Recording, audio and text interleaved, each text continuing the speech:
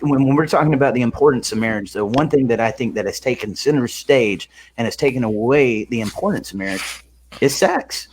The Hmm. glamorization of sex has become more important than doing the work, and Right. more about the fireworks and all that than the traditional Right. marriage aspect. Right. And I wish we could get back to those family values. Back in our parents' days, man, people didn't just give up on each other that quick. And I Right. don't understand. It's like, why did you take those vows or make this commitment if you're not going to try to work through it? And of course, there's going to be people there, this is not true, but I don't think anybody gets married wanting to get divorced. But I Right. also don't think a lot of these divorces that we've got are people that are actually trying not to get divorced at the same See, time. and this, you make a very good point here too. There was a judge back in I think it was the Maryland or DC area that read about. She wrote something back in 2004 or something, and what she was saying is this: that at least 50%. She had performed over 4,000 divorces, and her thought was this: at least 50% of these divorces did not need to take place.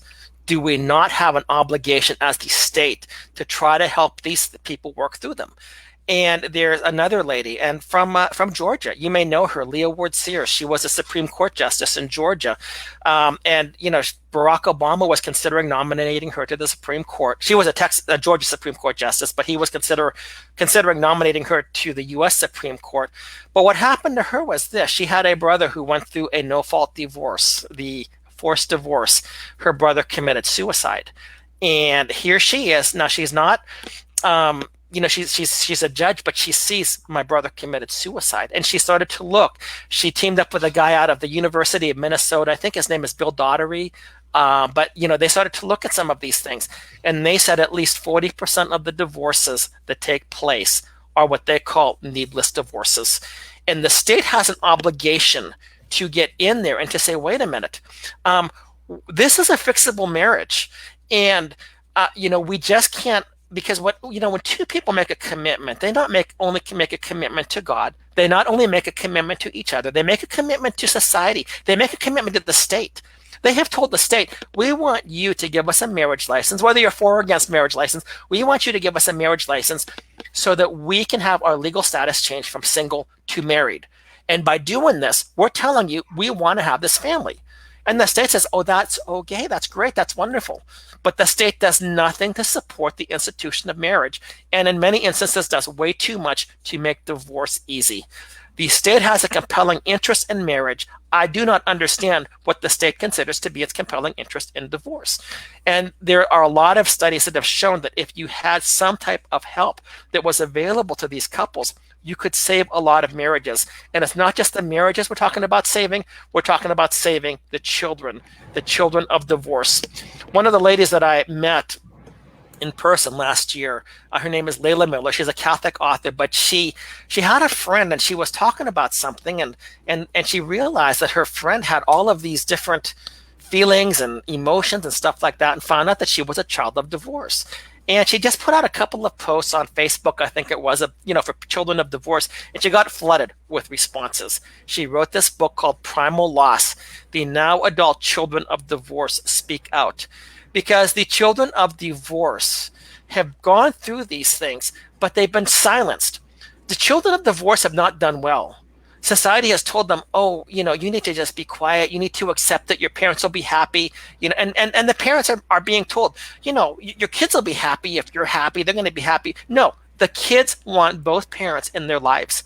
The kids want both parents. Do you know how traumatic it is to a child to see mother and father just split apart? This is my father. This is my mother. And you're just casting me aside. I've read about these people that said the day that my parents got divorced was the day that I quit believing in God, because how could God let this happen to me, to my family? And, so we have people that are taking marriage so cavalierly, so lightly, and yet you are destroying your children. And not only that, you're often destroying your children's children, your grandchildren. And I kind of got a little bit off track there, but the state needs to actually quit saying that, we have to let divorce take place so easily. No, they don't. And in fact, what they are doing by permitting divorce to take place so easily has multiple constitutional violations. The state is lying. The state is irresponsible. And in my way of thinking, the state is almost criminally negligent in a lot of these instances. when we're talking about this, I don't think it's just in our marriages. I think it's in our society in general. We have lost the ability to communicate with each other and to discuss. I know there will be many people, I've seen a few in here, that are probably not Christian, so they got different religious views and stuff like that. Well, that's okay. We're hearing what Jeff's got to say about this. I'd do the same for you guys if you had different views in it. But this man believes in what he's saying, and what he is saying is making a lot of sense, because we have a society, even right now, the coronavirus is the number one topic that you can look at that's showing this. You've got people that think it's overhyped, and you got people that think it's the end of the world. Somewhere there in the middle is the truth, but none of them want to work with each other because we've been put at odds with each other, whether it's Republicans versus Democrats or the races going against each other or the different countries. And it's the same thing in our marriages. What can we do as people in general, especially in our marriages, to learn to sit down and communicate with each other? It's okay that you disagree. What's not okay is that you make this big argument out of it. I just don't understand it, my man. When you're talking about this, there have been people that have talked about, could we have some type of marriage help, marriage clinics, marriage, because many times people, when they go through this, it's an issue of we don't know how to communicate. And partly because they have not experienced that in their own lives. I've got a friend here who talks about, she said she's an expert in divorce. And what she meant was that when she was 2 years old, her parents got divorced. And she never anticipated being divorced. But then, she watched she watched the effects of divorce in her family. And then her husband did a unilateral divorce against her. But what she said is this. She said, Jeff, I knew my marriage was failing, but I didn't have the tools. I just said, yes, it's not working right now, but right now we can fix it. But I need to have some tools. And that's where, because of this whole divorce culture, and many times the divorce rape culture, you have kids that are growing up and they do not have the equipment that they need, and they've not seen the examples from their parents on how to make things work. And I've always thought that, when people say, well, this younger generation, they're a bunch of quitters. I'd like to turn to the parents and say, well, did you quit on your marriage? Oh, so they learned it from you.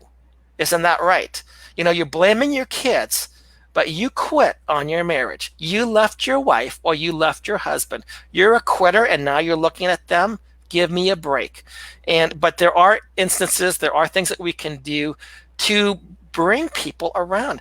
In fact, what the interesting thing was, Eric, when no-fault divorce came into being in California, the idea behind it was to try to restore families, not to make it divorce on demand. And that actually was happening. They had the no-fault divorce. It was supposed to be to keep the tensions down and everything. And it was supposed to be to give the parents an opportunity to get together to work things out. And they saw a lot of success. However, when they passed the legislation, they did not fund that area. So basically, no-fault divorce became divorce on demand, and it became marriage was not worth keeping anymore. Marriages, many, many marriages, and I've talked with people that have said, our marriage could have been saved. I've always wondered whether we could have worked things out. And one person that I met at work the other day, a few weeks ago, said she was divorced from the person, and now here she is 15, 20 years later, and she's remarried the same person. So there are ways that if we actually valued marriage and made people say, I'm sorry, we're not going to let you off the hook so easy. We'll give you resources to help you through, because when you do this, your divorce impacts not just society, but also your kids. It is abusive to us, to your children, to let this go on. We really have the best interest of your children at heart. This best interest of the children, the best interest of the children is to be raised in almost every instance in an intact family with his or her natural mother and father, period. That's it. What would you